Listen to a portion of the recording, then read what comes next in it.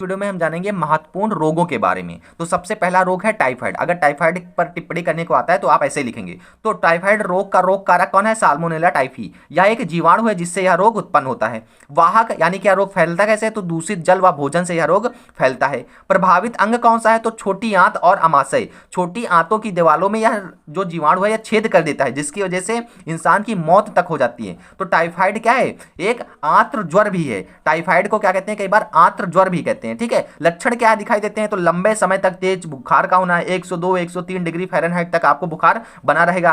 पेट दर्द होगा, भूख नहीं लगेगी, चक्कर आएगा। अधिक गंभीर होने पर आंतों में छेद हो जाते हैं, वह मृत्यु भी हो सकती है। तो इस चीज को भी आप याद रखेंगे। अच्छा, इसके लिए जांच पूछता है कि टाइफाइड के लिए एक जांच कराई जाती है, उस जांच का नाम है विडाल टेस्ट। विडाल टेस्ट द्वारा टाइफाइड की पुष्टि की जाती है। तो पहला रोग उम्मीद करते हैं आपको समझ में आ गया होगा। अगला रोग देखिए। अगला रोग कौन सा है? निमोनिया। निमोनिया एक संक्रामक रोग है। इससे पहले जो टाइफाइड बताया वो भी एक संक्रामक रोग है, जो कि दूषित जल व भोजन पानी से फैलता है। तो निमोनिया क्या है? संक्रामक रोग है। तो रोग कारक क्या है? Streptococcus pneumonia. स्ट्रेप्टोकोकस निमोनिया या फिर हीमोफिल्स इन्फ्लुएंजी जो वायरस है, सॉरी जीवाणु जो है, इसकी वजह से यह रोग होता है। तो जीवाणु जनित रोग है। क्या है? जीवाणु जनित रोग है। कारक कौन कौन से बताए? स्ट्रेप्टोकोकस निमोनिया और हीमोफिलस इन्फ्लुएंजी जो जीवाणु होते हैं, इसकी वजह से निमोनिया रोग उत्पन्न होता है। वाहक क्या है? संक्रमित व्यक्ति के द्वारा खांसने छींकने से निकली वाली तरल की सूक्ष्म बूंदे, यानी कि ड्रॉपलेट। जब खांसते हैं तो बूंदे निकलती है ना मुंह से, तो उन्हीं बूंदों के साथ में या जो जीवाणु है यह भी बाहर आ जाता है और सामने अगर व्यक्ति बैठा है तो उसके अंदर वह चला जाता है, जिसकी वजह से उसके अंदर भी निमोनिया रोग हो सकता है। अच्छा, संक्रमित व्यक्ति द्वारा काम में ली गई वस्तुएं। प्रभावित अंग कौन सा है? तो निमोनिया से जो प्रभावित अंग होता है वह हमारे फेफड़े होते हैं, और फेफड़ों में भी मौजूद जो कुपिकाएं होती हैं, जहां से हमको क्या होता है? कार्बन डाइऑक्साइड बाहर निकलता है और ऑक्सीजन हमारे रक्त में मिल जाता है। वहां पर यह जीवाणु जाकर म्यूकस भर देता है, जिसकी वजह से हमारे शरीर के अंदर ऑक्सीजन और कार्बन डाइऑक्साइड का जो ट्रांसपोर्टेशन होता है वह सही से नहीं हो पाता है। ऐसे में हमारे नाखून नीले पड़ने लगते हैं। ठीक है। सांस लेने में तकलीफ होने लगती है। हम खांसते हैं तो म्यूकस निकलता है हमारे शरीर नाक से। ठीक है। तो ये सारी चीजें होती हैं निमोनिया में। लक्षण क्या है? सांस लेने में कठिनाई, बुखार आना, ठंड लगना, खांसी, सिर दर्द, कभी कभी शरीर नीला पड़ने लगता है, क्योंकि क्या हो रहा है? हमारे शरीर में डीऑक्सीजनेटेड ब्लड की मात्रा बढ़ रही है। समझे कि नहीं? अगला रोग देखिए कौन सा है? तो सामान्य जुकाम यानी कि कॉमन कोल्ड। और कॉमन कोल्ड क्या? एक संक्रामक रोग है। ठीक है। और यह किसकी वजह से होता है? तो ये कुछ वायरसेस की वजह से होता है, और इन वायरसों को कहते हैं हम लोग राइनो वायरस। क्या कहते हैं? Rhino virus. जो कोरोना वायरस है वो भी एक सामान्य जुकाम का उदाहरण हो सकता है। ठीक है। तो रोग कारक कौन है? Rhino virus. नासा विषाणु समूह के कुछ विषाणु होते हैं जो हमारे अंदर पहुंच के जुकाम कर देते हैं। प्रभावित अंग क्या है? नाक की आंतरिक झिल्ली व श्वसन मार्ग। आप खांसते रहते हैं, छींकते रहते हैं। कॉमन कोल्ड सबको जीवन में एक ना एक बार हुआ रहता है, आप सबको पता है। लक्षण क्या देखने को मिलते हैं? नाक में खुजली, बेचैनी, खांसी, सर दर्द, थकावट, सही से बोल ना पाना, बलगम का आना, या सारे सामान्य जुकाम के कारण है। वाहक क्या है? हवा व संक्रमित व्यक्ति के खांसने पर, यानी कि हवा में अगर कोई व्यक्ति बैठा है, आप वहां सांस ले रहे हैं, वह खांस रहा है। जैसे क्लास में एक व्यक्ति है, उसको कॉमन कोल्ड है, तो कहते हैं तुम बेटा घर में 1-2 दिन आराम करो, नहीं तो तुमको भी हो जाए, यहाँ पर अन्य बच्चों को भी रोग तुम फैला दोगे। तो हवा व संक्रमित व्यक्ति के खांसने पर, संक्रमित व्यक्ति के संपर्क व उसके कपड़ों के इस्तेमाल से, उसके बलगम से, यानी कि यह सारा कारक है जिसकी वजह से क्या हो रहा है कि वह रोग फैल रहा है। या तो वाहक आप उम्मीद करते हैं समझ गए होंगे। तो हवा व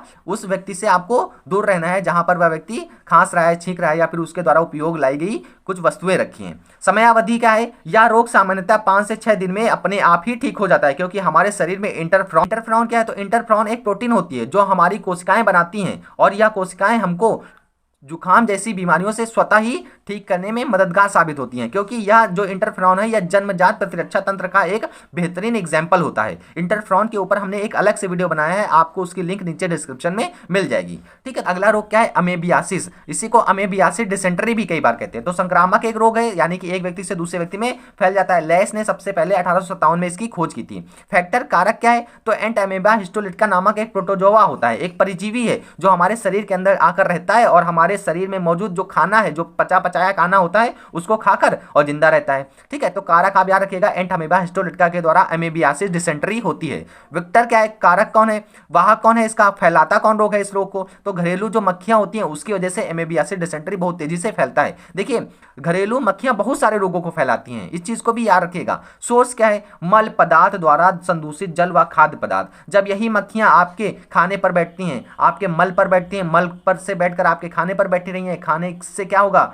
वह खाना आपके अंदर जाएगा और आपको यह रोग उत्पन्न हो जाएगा। तो वही यहाँ पर लिख रखा है। प्रभावित अंग क्या कौन सी है? बड़ी आंत, बड़ी आंत कह लीजिए, या फिर पाचन तंत्र जो होता है वह हमारा इस रोग में क्या होता है? क्षतिग्रस्त हो जाता है। आगे देखिए, सिम्टम क्या है, लक्षण क्या है? पेट दर्द, दर्द के साथ रक्त का आना, हल्का पेचिश, रोग के मल के साथ श्लेष्मा का आना, यह सारे लक्षण आपको देखने को मिलते हैं। बचाव कैसे कर सकते हैं? तो जाहिर सी बात है, दूषित भोजन व जल का सेवन ना करें। संक्रमित व्यक्ति को पृथक रखना चाहिए। जल को उबाल कर तथा छान कर पीना चाहिए और खुले में मल त्याग नहीं करना चाहिए, क्योंकि जब खुले में मल त्याग करते हैं तो उस पर मक्खी बैठती है और मक्खी हमारे खाने पर आकर बैठती है और वह खाना बाद में हम लोग जिस पानी से धुलते हैं वही कहीं ना कहीं पानी भी संक्रमित होता है। तो पानी को पका कर पिए, खाने को अच्छे से पका कर खाइए और खाना जो ताज़ा हो उसको खाइए, बचा रखा हुआ खाना ना खाइए, मक्खियों से हो सके तो दूर रहिए। यह सारे क्या है? इस रोग से बचने के कारण है। जितने भी संक्रामक रोग हैं इनसे आपको क्या है? बचाव बहुत जरूरी होता है।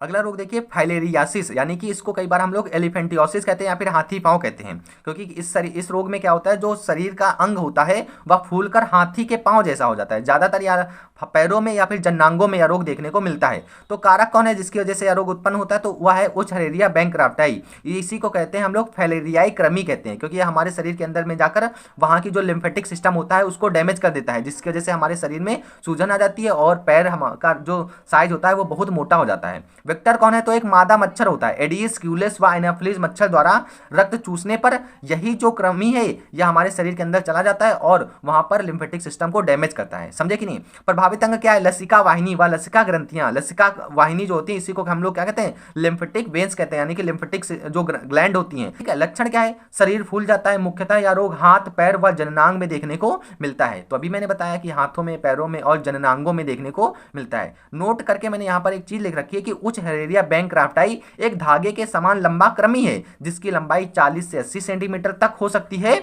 वह इसके दोनों सिर मुड़े होते हैं। इससे उत्पन्न रोग को एलिफेंटियोसिस यानी हाथी पांव भी कहते हैं। तो यह सारे रोग जो मैंने आपको बताए हैं, इन सारे रोग इंपॉर्टेंट हैं। इन सब की आप एक अच्छे से नोट्स बनाइए और इंटर में इन्हीं रोगों से आपको एक नए क्वेश्चन देखने को मिलेगा जरूर।